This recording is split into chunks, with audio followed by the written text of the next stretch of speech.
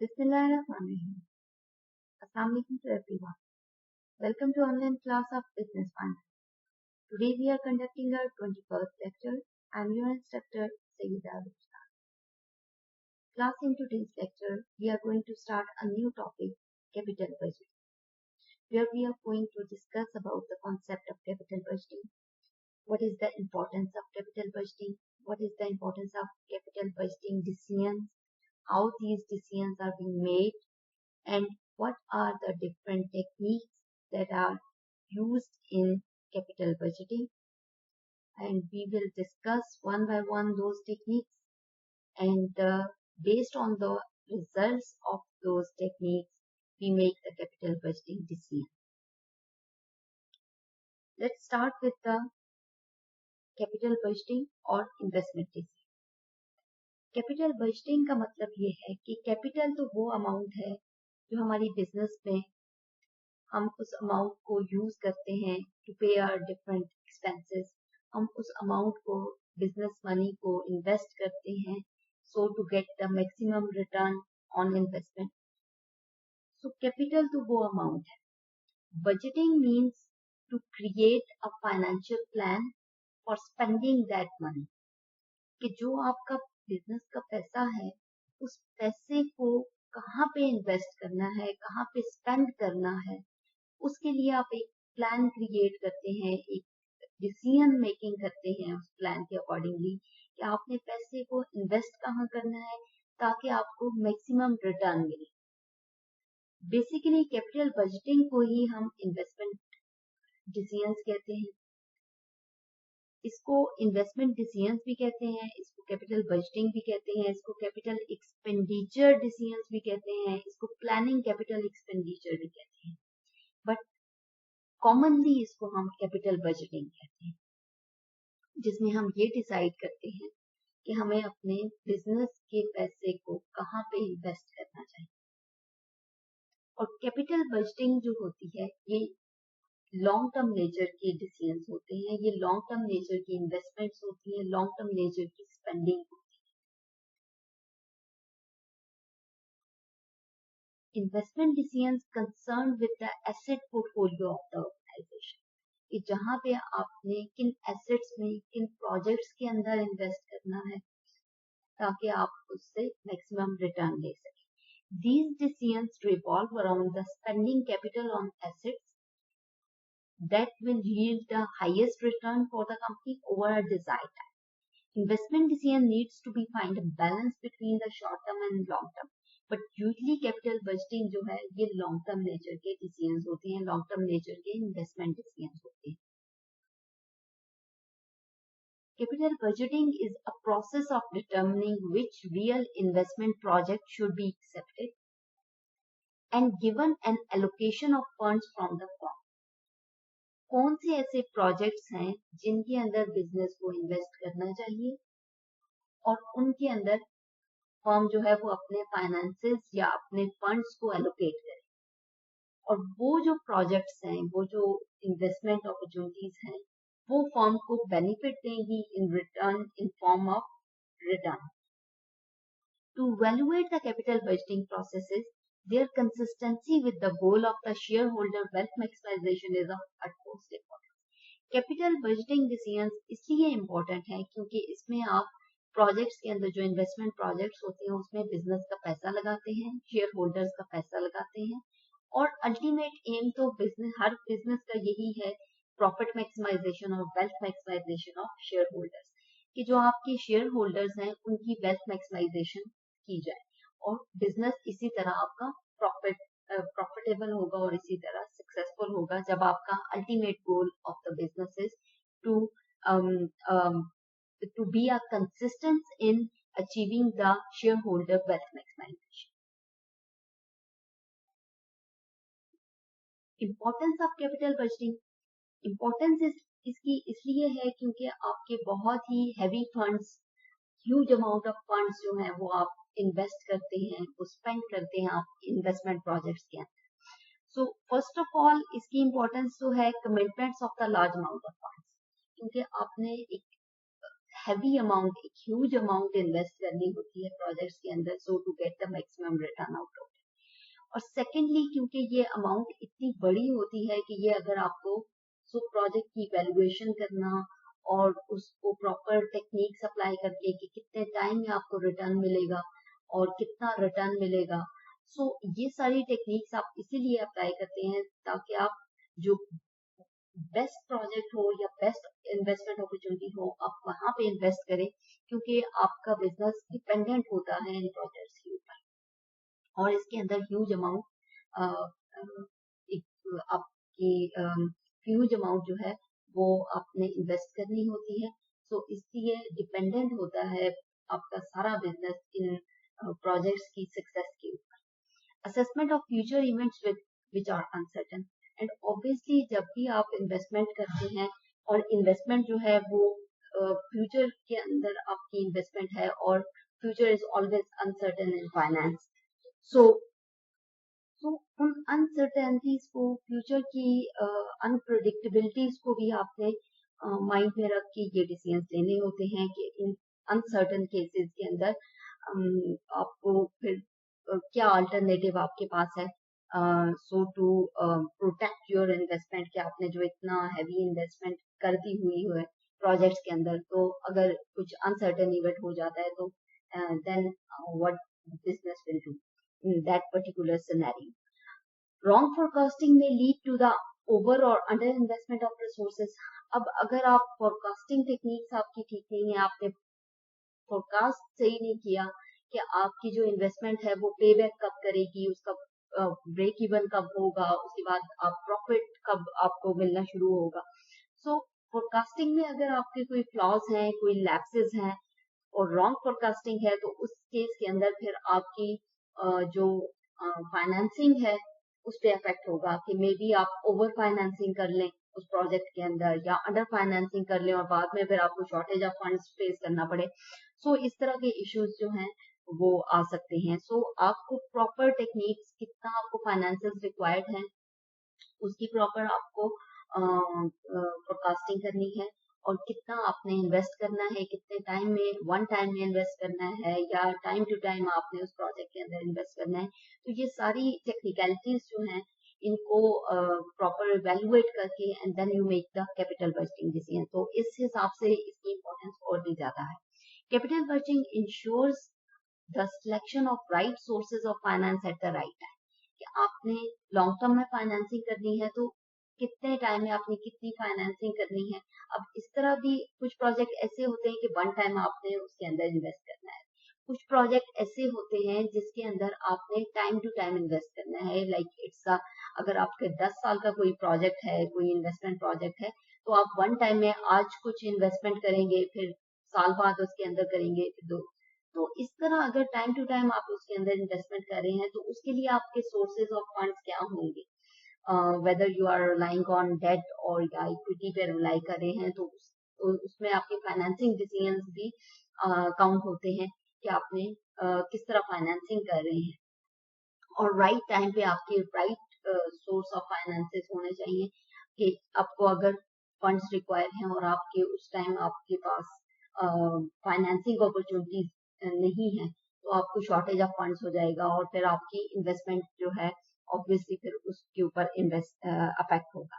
Investment decisions are of national importance because it determines the employment, it determines the economic activities and the economic growth.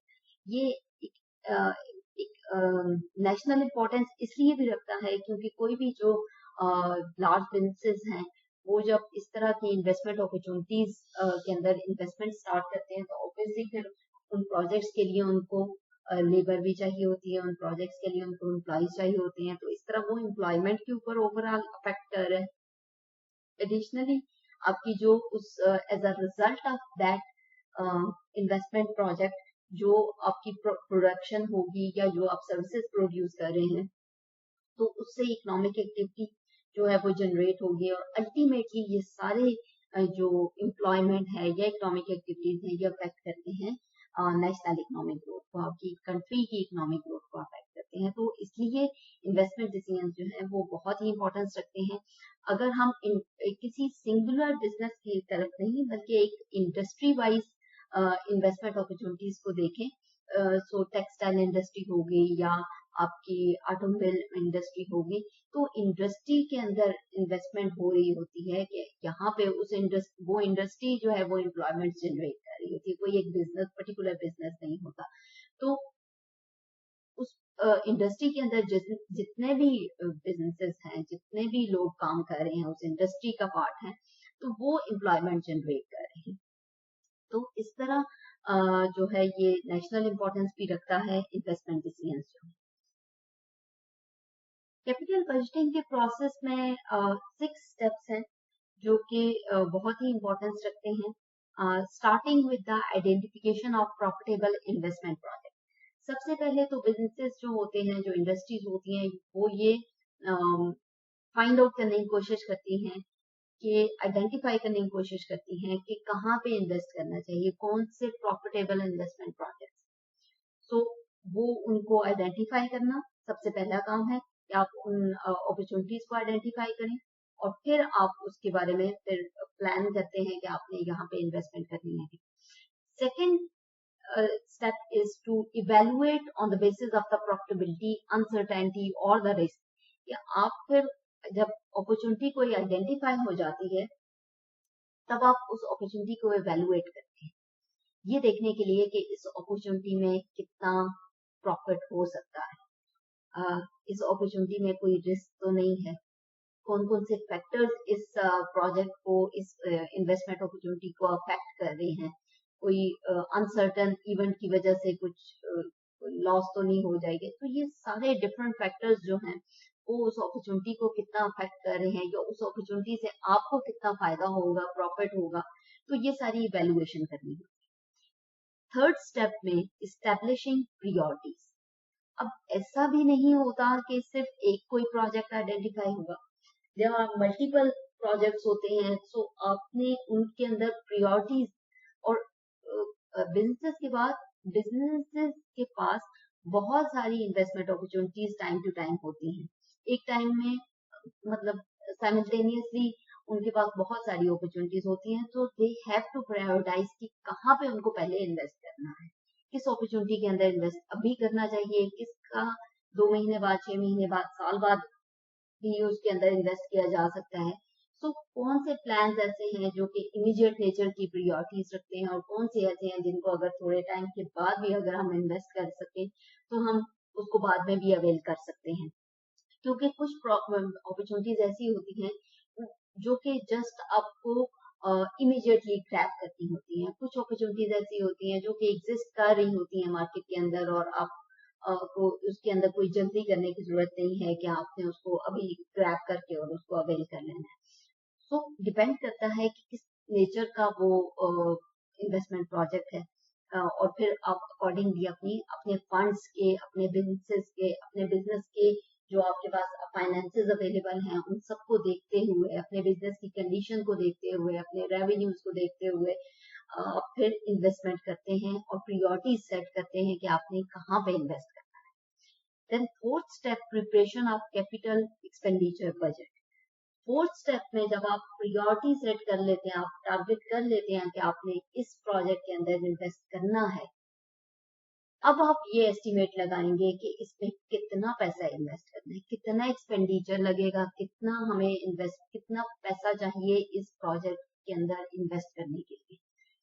तब आप prepare करेंगे अपना capital expenditure budget. और budget यही है कि आप प्लान करते हैं कि आपको इसके अंदर स्पेंडिंग करनी है, इस प्रोजेक्ट इस अपॉर्चुनिटी के अंदर स्पेंड करना है, अपने फंड्स एलोकेट करने हैं, पैसा लगाना है और वो पैसा कितना होगा उसकी आप उसकी अरेंज कैसे करेंगे, उसको डेट इक्विटी से करना है, आपने किस तरह उसकी अरेंजमेंट करनी है और फिर वो अब वन टाइम में आपने इन्वेस्ट करना है या उसको आपने इंस्टॉलमेंट टाइप की लाइक उसको आप चंक्स के अंदर आप इन्वेस्ट करेंगे, पहले अभी कितना करना है, साल बाद कितना करना है, कितने टाइम का प्रोजेक्ट, तो अकॉर्डिंगली फिर आप प्रिपरेशन करेंगे कि आपको कितने फाइनेंसेस रिक्वायर्ड है, एस्टिमेट लगाएंगे कि इस अपॉर्चुनिटी के अंदर आपको कितना पैसा लगेगा।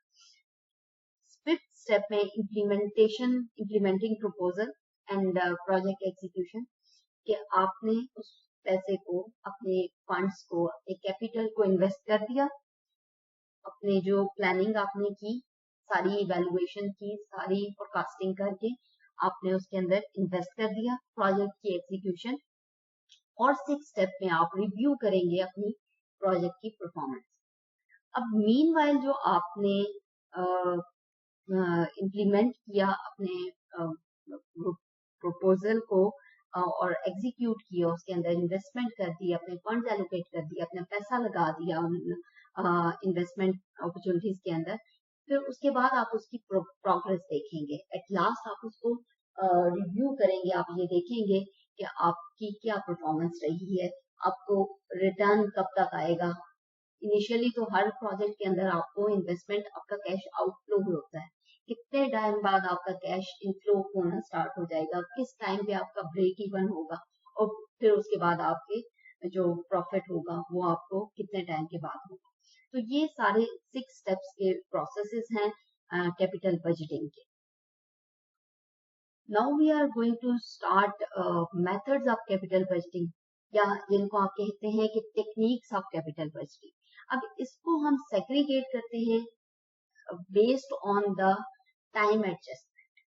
टाइम वैल्यू ऑफ मनी हमने पढ़ा, जिसके अंदर हम ये बात करते हैं कि फ्यूचर अनसर्टन है, जिसके अंदर ये बात करते हैं कि जो पैसे की आज वर्थ है वो कल या आने वाले टाइम में नहीं होगी, वो डिवैल्यू हो जाता है।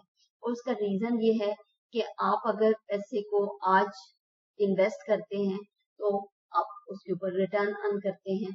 सो ये आप अपॉर्चुनिटीज को आज अवेल करेंगे तो आप प्रेफर करते हैं कि पैसा आपको कैश इनफ्लो आज हो, आपको पैसा आज मिले ताकि आप उसको इन्वेस्ट करें और आप उसके ऊपर रिटर्न अर्न कर सकें।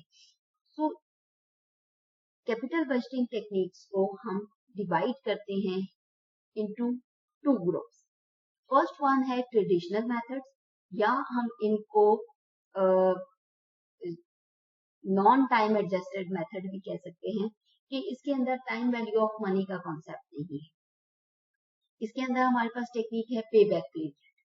और जो सेकंड ग्रुप है जिसको हम टाइम एडजस्टेड ग्रुप या डिस्काउंटेड मेथड्स कहते हैं, उसके अंदर हमारे पास नेट प्रेजेंट वैल्यू है, इंटरनल रेट ऑफ रिटर्न है, प्रॉफिटेबिलिटी इंडेक्स या बेनिफिट कॉस्ट रेशियो है।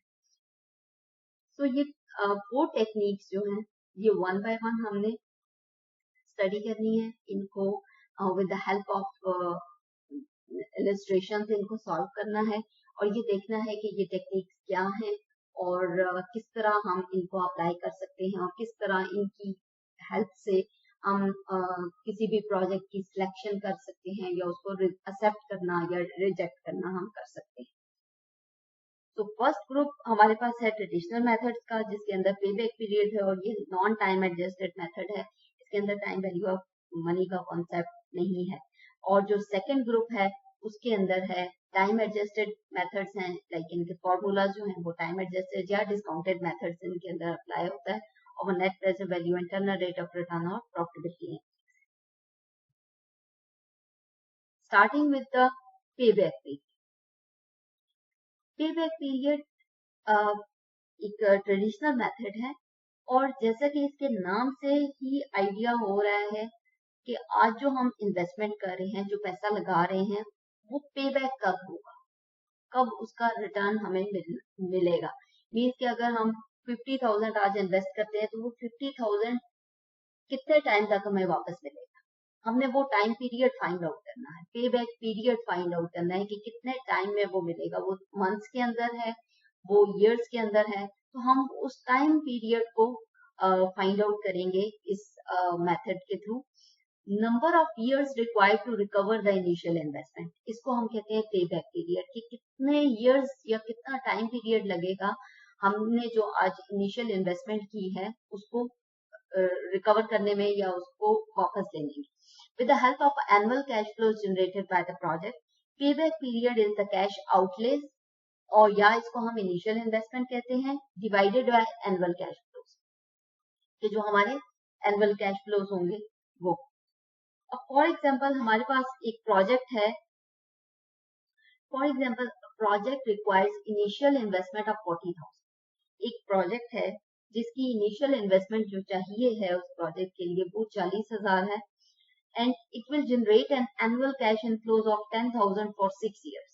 और ये प्रोजेक्ट जो है वो कैश इनफ्लोज देगा हमें अगले 6 साल में 10,000 करके, मीन्स के हर साल हमें 10,000 मिलेगा। You are required to find out the payback period. अब इस क्वेश्चन के अंदर जैसे कि इक्वल अमाउंट ऑफ पेमेंट्स या equal amount of cash inflows हमें हर साल मिलेंगे, तो ये हम without solving this this question हमें ये देखने में ही लाइक पता लग रहा है कि 10,000 आपको 4 years के अंदर आपको रिकवर हो जाएंगे। आपके 40,000 जो है वो 4 years के अंदर 10,000 आपको हर साल मिल रहे हैं, तो 4th year के अंदर आपको 40,000 आपके रिकवर हो जाएंगे। और उसके बाद जो 20,000 होंगे वो ऑब्वियसली आपका रिटर्न है उस प्रोजेक्ट के अंदर। तो आपकी जो टोटल अमाउंट की रिकवरी, जो टोटल इनिशियल इन्वेस्टमेंट की रिकवरी है वो 4 years के अंदर होगी।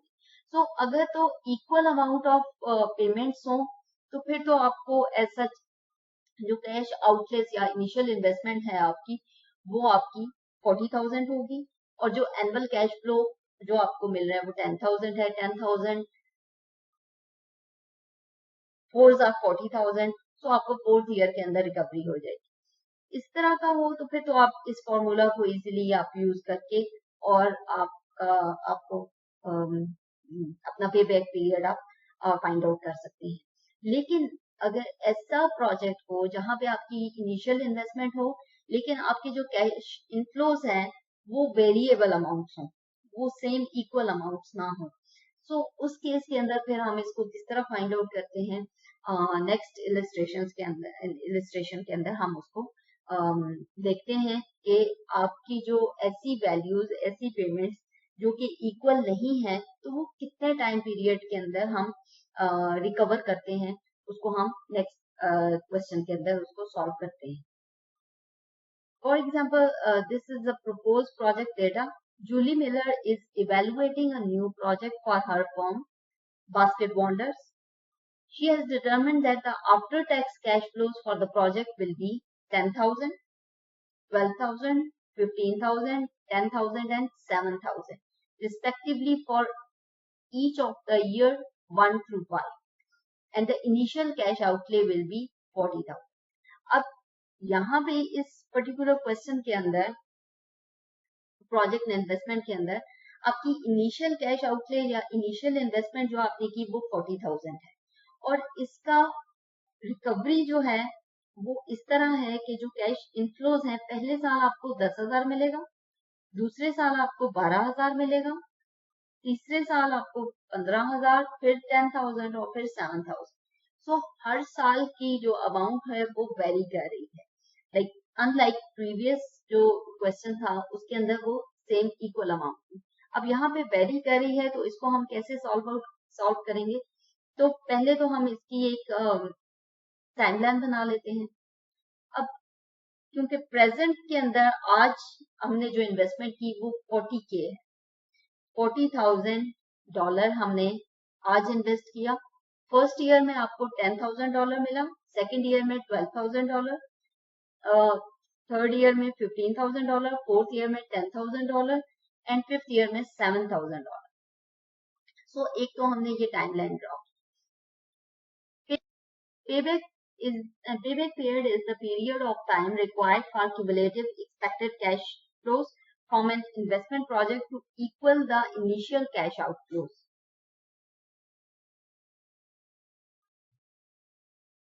Like उसी टाइमलाइन को जो हमने अभी प्रीवियसली इसको ड्रॉ किया, इसी टाइमलाइन को हम देखें तो हमने आज 40,000 इन्वेस्टमेंट की है, $40,000 इन्वेस्टमेंट की है। पहले साल 10,000, second year 12, third year 15, fourth year 10 and fifth year 7,000 हमें रिकवर हुआ।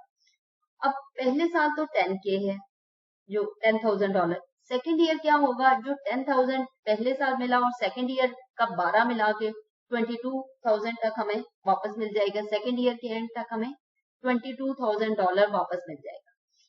अब $22,000 भी 40 से कम है, अभी तक 40 के इक्वल नहीं हुआ, तो थर्ड ईयर जो है वो $15,000 हमें मिलेगा, तो 15 प्लस $22,000 $37,000 हमें थर्ड ईयर तक मिलेगा।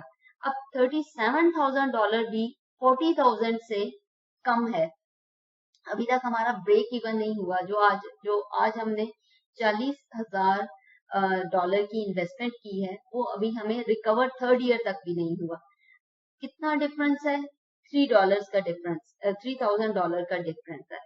देन हम फोर्थ ईयर में जाते हैं और फोर्थ ईयर में 10K है हमारी जो रिकवर अमाउंट, जो रिटर्न हमें मिलेगा, और वो 10K प्लस 37,000 जो हमें थर्ड ईयर में मिला, तो $47,000 तक हमें फोर्थ ईयर में जो हमें अमाउंट रिसीव हो रही है वो है $47,000। अब $47,000 तो हमें 40 जो हमने इन्वेस्ट किया उससे ज्यादा है, और हमें क्या फाइंड आउट करना है कि 40 के इक्वल 40 हमें कब मिलेगा।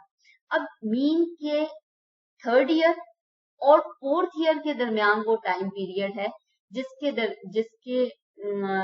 वो मंथ है जिसके अंदर हमें 40 जो है हमारा जो इनिशियल इन्वेस्टमेंट है वो रिकवर होने वाली है।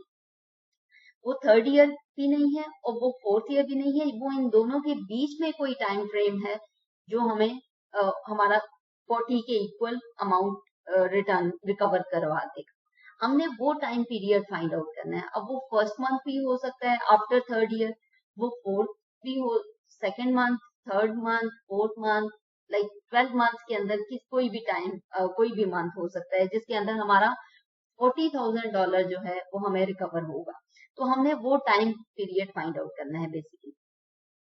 अब हमने इसकी क्यूमुलेशन, ये जो सेकेंड रो में हमने वैल्यूज लिखी हैं ये क्यूमुलेटेड अमाउंट है, मींस के पहले साल में 10, तो दूसरे में 12, तो 22 हो गई, फिर 12 से थर्ड ईयर के अंदर हमें 15 मिलेगी तो 37 हो गई, फिर फोर्थ ईयर में 10K मिलेगी तो 47 होगी। क्यूमुलेशन हो रही है इसकी वैल्यूज की, क्यूमुलेटिव इनफ्लोज हैं।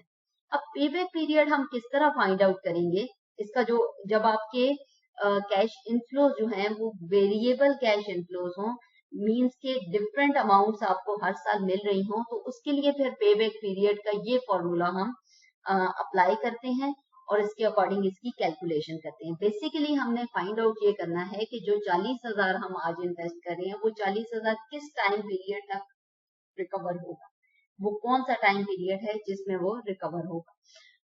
सो ए वो अमाउंट है, ए वो टाइम है जिसके अंदर हमें जो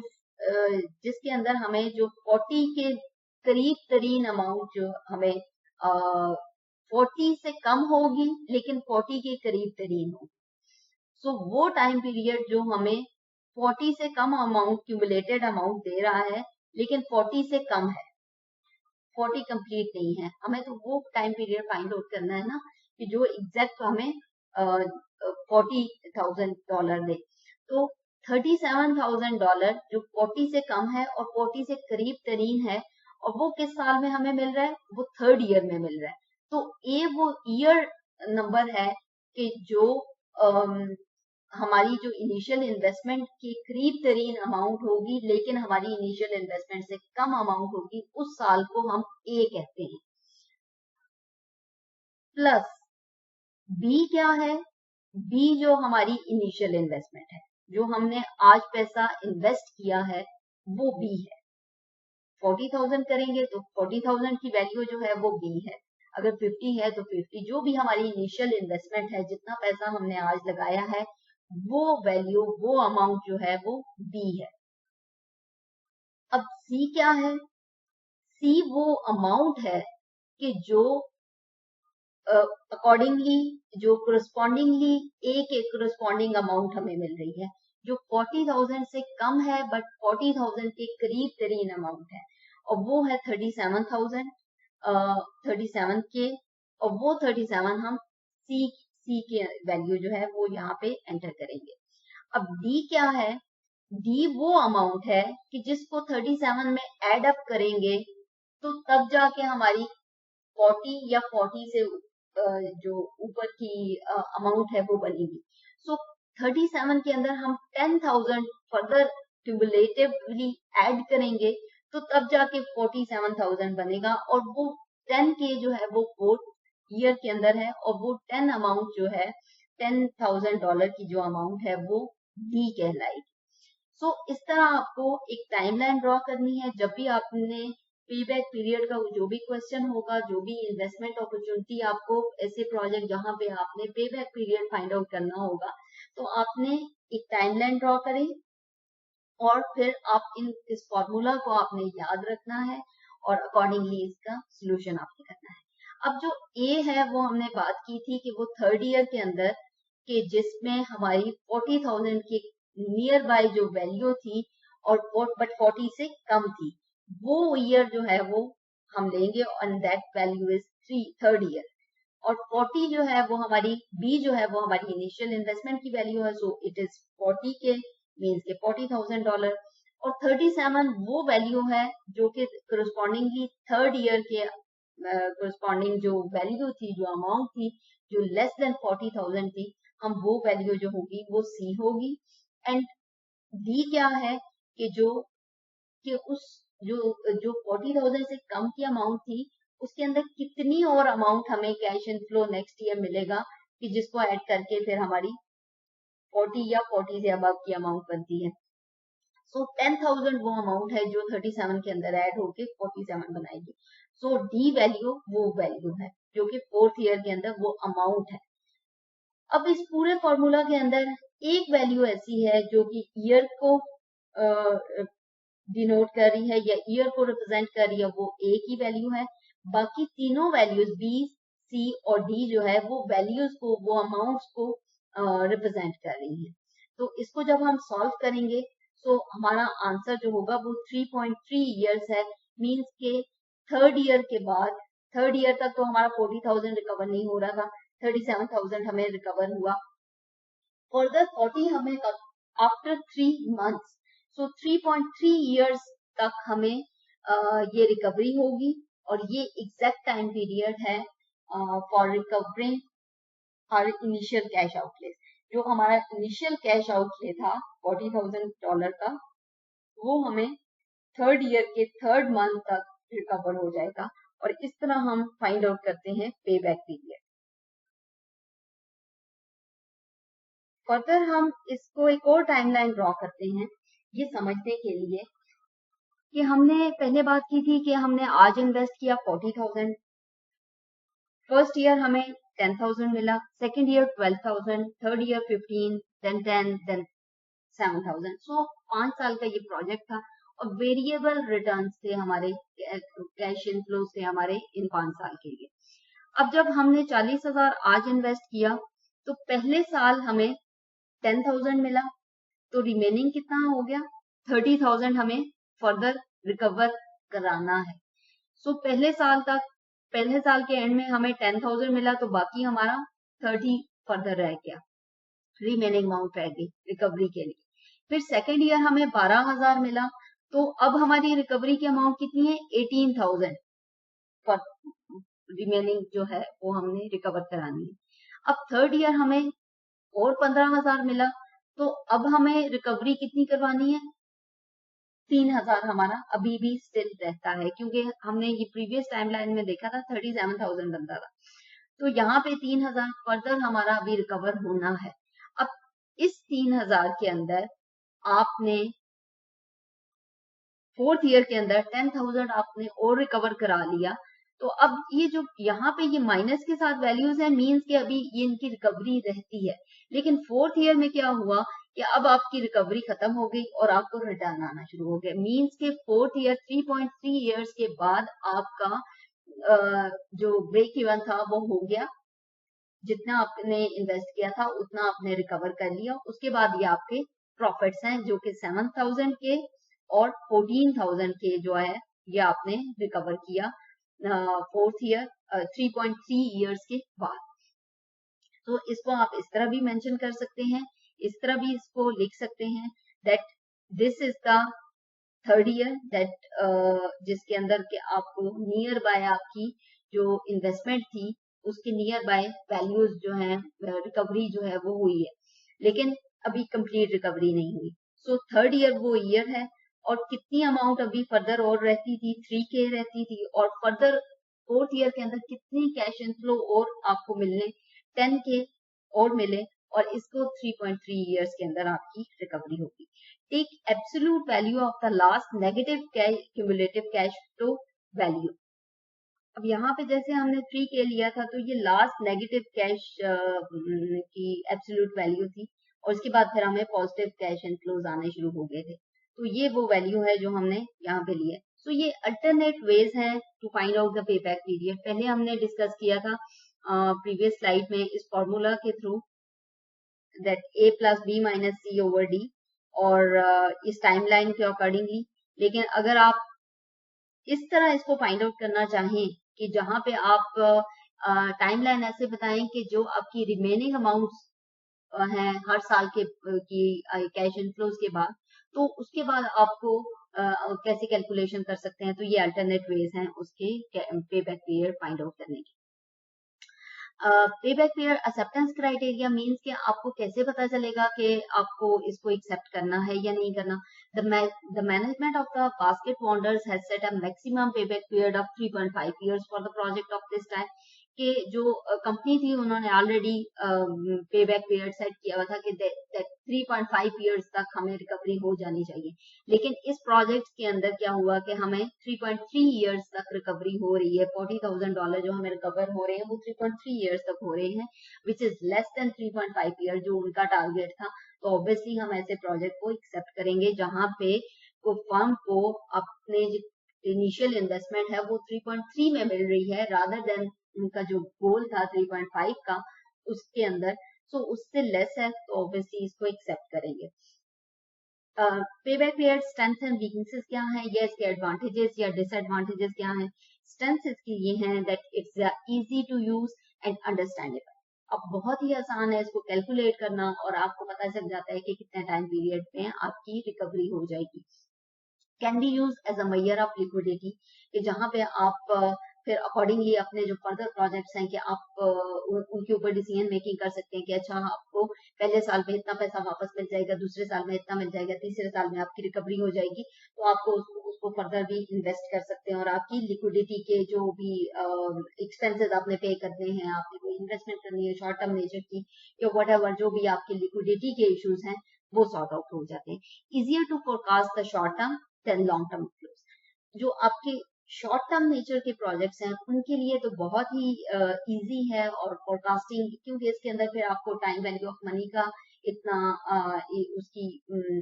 उसकी इतनी इंपॉर्टेंस नहीं होती शॉर्ट टर्म नेचर की जो इन्वेस्टमेंट्स होती हैं। जो लॉन्ग टर्म नेचर की ऑब्वियसली ईयर्स, 5 इयर्स, 10 इयर्स, तो वहां पे फिर आपको डिस्काउंटेड जो टेक्निक्स हैं वो मस्ट अप्लाई करनी चाहिए, क्योंकि वहां पे फिर टाइम वैल्यू ऑफ मनी का कॉन्सेप्ट ज्यादा उसका इम्पोर्टेंस होती है, और वहां पे आपको डिस्काउंट करके फिर आप देखते हैं कि फ्यूचर वैल्यू जो है वो उसको डिस्काउंट करके देखते हैं कि आज उसकी कितनी वर्थ है। अब by applying certain interest rate, कि जो आप इंटरेस्ट रेट अप्लाई करके और फ्यूचर वैल्यू को आप प्रेजेंट वैल्यू में कन्वर्ट करके देखते हैं कि इसकी कितनी आज कितनी वर्थ है। Then weaknesses of the payback period is doesn't account for time period of money. तो टाइम वैल्यू ऑफ मनी, तो यहाँ पे टाइम वैल्यू ऑफ मनी को आप ऑब्वियसली नहीं आप अकाउंट फॉर कर रहे, सो ये इसकी वीकनेस है। Doesn't consider the cash flow beyond the payback period, तो जो आपका पे बैक पीरियड है उसके बाद की कैश फ्लो जो हमारे पास यहाँ पे अब ये 7,000 और फिर ये 10,000, और ये 10,000 तो चले आप फॉर्मूला के अंदर आप इसको यूज कर रहे हैं, लेकिन इसके बाद ये 7K और ये जो आप, तो इनको आप अकाउंट फॉर नहीं करते हैं, उसको उसके बाद के जो कैश फ्लोज हैं उनको like you are ignoring them. So वो जो है वो एक लैप्स है यहाँ पे, और आप उसको कंसिडर नहीं करते। Cut off period is subjective, like business to business vary करता है, और आप खुद ही सेट करते हैं एक टाइम फ्रेम के जिस कट ऑफ टाइम पीरियड के इसमें आपने इतने टाइम में रिकवरी करनी है। सो ये it varies from investor to investor, it varies from business to business, it varies from project to project. So subjectively इस जो पर्टिकुलर हमने एग्जांपल देखी है इसके अंदर 3.3 इयर्स जो कट ऑफ टाइम पीरियड था, वो था जो कि जो बिजनेस ने सेट किया था वो 3.5 ईयर था, which is and the calculated time period was 3.3, which is less than the 3.5, so we accepted this point. So कोई एक टेक्निकल ग्राउंड्स के ऊपर आपने क्राइटेरिया सेट नहीं किया, which is subjective in nature. Next, you have to compute a payback period for this illustration. ये first one तो जो हमने अभी इसको सॉल्व किया था इसके बारे में बात की थी कि जहाँ पे कांस्टेंट कैश फ्लोज हैं, 40,000 रुपीज आप इन्वेस्ट करते हैं और हर साल आपको 10,000 मिलता है फॉर 6 इयर्स, तो what would be the time पे बैक पीरियड. और सेकंड जो अनइवन कैश इनफ्लोज हैं या जो वेरीड कैश इनफ्लोज हैं, ऐसा प्रोजेक्ट जिसके अंदर इनिशियल इन्वेस्टमेंट 40,000 है और फर्स्ट ईयर में 16,000, सेकेंड ईयर में 14,000, थर्ड ईयर में 8,000 एंड फोर्थ ईयर में 6,000 जो है वो आपको रिस्पेक्टिवली कैश इनफ्लोज होंगे. सो पे बैक पीरियड आपने इसका कम्यूट करना है और आपने कैलकुलेशंस इसकी करनी है. नेक्स्ट क्लास में आप इसकी कैलकुलेशंस करके लेके आए. Any questions and queries regarding this lecture is most welcome. Thank you for listening. Allah Hafiz.